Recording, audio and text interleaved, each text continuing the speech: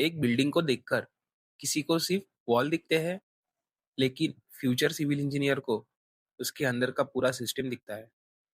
Foundation, columns, load, planning, executions. Question ये नहीं है कि सिविल इंजीनियरिंग डिफिकल्ट है या इजी है।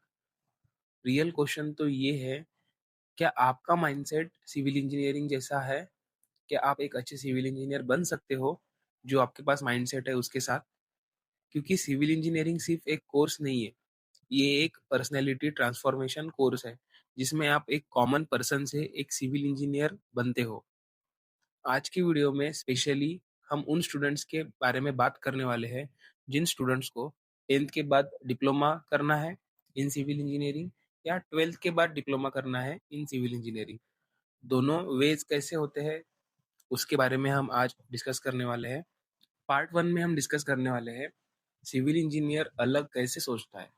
ये क्वेश्चंस हमें हर किसी को आता है कि सिविल इंजीनियरिंग का माइंडसेट कैसा होना चाहिए और वो क्या सोचता है। तो देखिए, नॉर्मल लोग प्रॉब्लम देखते हैं, सिविल इंजीनियर सॉल्यूशन इमेजिन करता है। जहाँ लोग एम्प्टी लैंड देखते हैं, सिविल इंजीनियर फ्यूचर बिल्डिंग देख रहा होता है।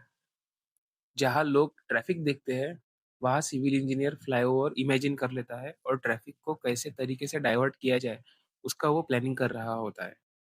जहाँ लोग पानी भरना देखते हैं, वहाँ सिविल इंजीनियर ड्रेनेज सिस्टम का पूरा इमेजिनेशन कर चुका होता है। सिविल इंजीनियरिंग का मतलब है इम्पॉसिबल चीज़ों को प्रैक्टिकल बनाना।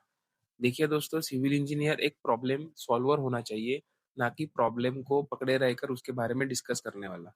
इसीलिए सिविल इंजीनियरिंग का ब्रेन ऑब्जर्वेंट, प्रैक्टिकल, क्रिएटिव और प्रॉब्लम सॉल्विंग होना चाहिए। पार्ट टू में हम देखने वाले हैं, इंटरेस्ट नहीं, आपको ऑब्सेशन चाहिए।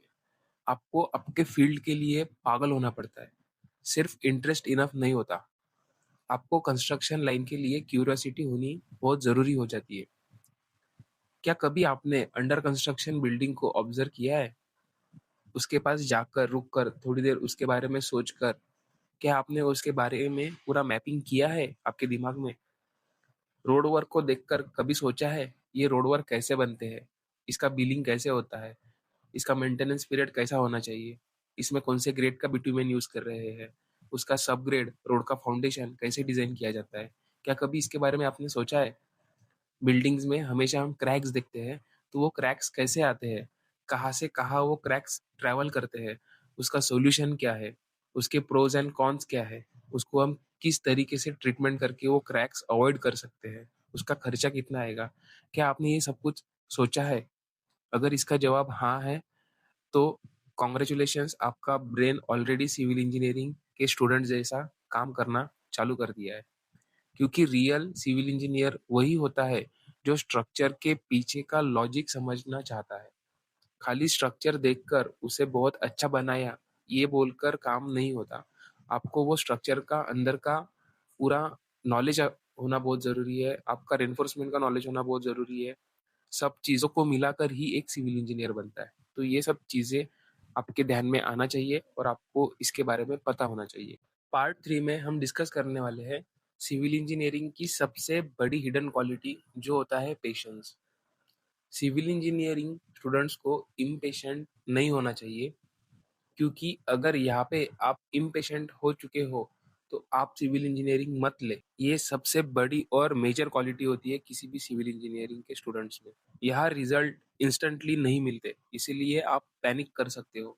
कभी कभार एक बिल्डिंग बनने में साल लग जाते हैं, और डिलेज, प्रॉब्लम्स, मिस्टेक्स, प्रेशर, ये तो साइट्स पे डेली चलते रहता है। इस सब में, ये सब प्रॉब्लम्स में आपको स्ट्रांग माइंडसेट के साथ खड़े रहकर काम करके लेना पड़ता है। लेकिन एक सिविल इंजीनियरिंग स्ट्रांग पैनिक नहीं करता, वो प्रेशर हैंडल करना सीख जाता है, स्टेबल रहना सीख जाता है।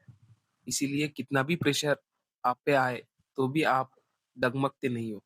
यही सबसे बेटर क्वालिटी होती है एक सिविल इंजीनियरिंग स्टूडेंट में। साइकोलॉजिकली अगर बात करें, सिविल इंजीनियरिंग आपको इमोशनली मैच्योर बना देती है। फोर्थ नंबर के पार्ट के बारे में हम बात करने वाले हैं, जो हो जाता है आपका इमेजिनेशन पावर। सिविल इंजीनियर को वो देखना पड़ता है जो अभी एग्जिस्ट ही नहीं है, जिसका वहाँ पे कुछ स्थान ही नहीं है। वो चीज को सिविल इंजीनियर को इमेजिन करके वहाँ पे कैसा स्ट्रक्चर बनेगा उसके बारे में उसे सोचना पड़ता है।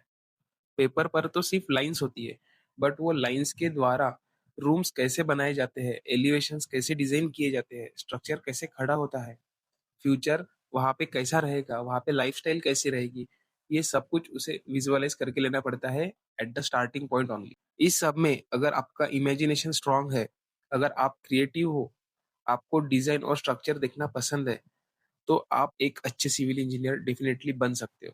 फिफ्थ नंबर के पार्ट के बारे में हम डिस्कस करने वाले हैं, जो कि हो जाता है leadership and human handling. Site पर सिर्फ आपको सीमेंट, सैंड, ब्रिक्स, स्टील यही हैंडल करना नहीं होता, आपको लेबर्स को और लोगों को भी हैंडल करना आना चाहिए। जैसे कि लेबर्स हो गए, कॉन्ट्रैक्टर्स हो गए, क्लाइंट्स हो गए, आर्किटेक्ट्स हो गए, वर्कर्स हो गए, सुपरवाइजर्स हो गए, ये सबको आपको हैंडल करते आना चाहिए। एक सिविल इंजीनियरिंग स्टूडेंट को शांत रह के काम करते आना चाहिए, उसका दिमाग हमेशा शांत और फोकस्ड होना चाहिए, रिस्पेक्टफुली बात करते आना चाहिए, क्विक डिसीजंस लेते आना चाहिए। कभी कभी क्या होता है, साइट पर 100 लोग आपकी तरफ देख रहे होते हैं और आपको एक क्विकली डिसीजन लेना होता है। फाइनेंशियल डिसीजन हो जाने दो, कंस्ट्रक्शन रिलेटेड डिसीजन हो जाने दो, ये सब डिसीजन आपको प्रेशर में लेना पड़ता है, तभी आपको शांत रहते आना चाहिए। सिविल इंजीनियरिंग आपको स्लोली एक रिस्पॉन्सिबल पर्सनैलिटी में कन्वर्ट करता है, जो कि एक बहुत अच्छी बात है। 6 नंबर के पार्ट में हम बात करने वाले हैं risk taking ability and responsibility. Her engineer का डिसीजन एक रिस्पॉन्सिबल डिसीजन होना चाहिए। अगर कैलकुलेशंस गलत हो गए तो लॉस सिर्फ पैसों का नहीं होता, सालों की मेहनत बर्बाद हो जाती है, सेफ्टी भी इफेक्ट होती है। इसलिए सिविल इंजीनियरिंग स्टूडेंट को mentally alert, responsible, decision oriented, accurate, focused, हमेशा अपने काम की तरफ देखने का नजरिया ये उसको आना चाहिए। और एक सच बात बताओ, जो रिस्पॉन्सिबिलिटी से भागता है वो सिविल इंजीनियर एंजॉय नहीं कर पाता उसके काम को, और वो हमेशा कोसते रहता है कि मुझे बहुत काम है और मैं जल्दी थक जाता हूँ। क्योंकि ये फील्ड ब्रेव माइंडसेट मांगती है।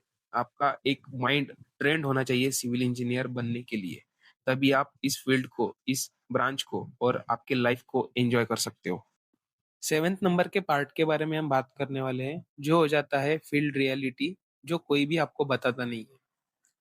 इंस्टाग्राम पे कंस्ट्रक्शन बहुत ग्लैमरस लगता है, चुटकी बजाते ही आपका मकान बन जाता है, बट ऐसी बात नहीं होती।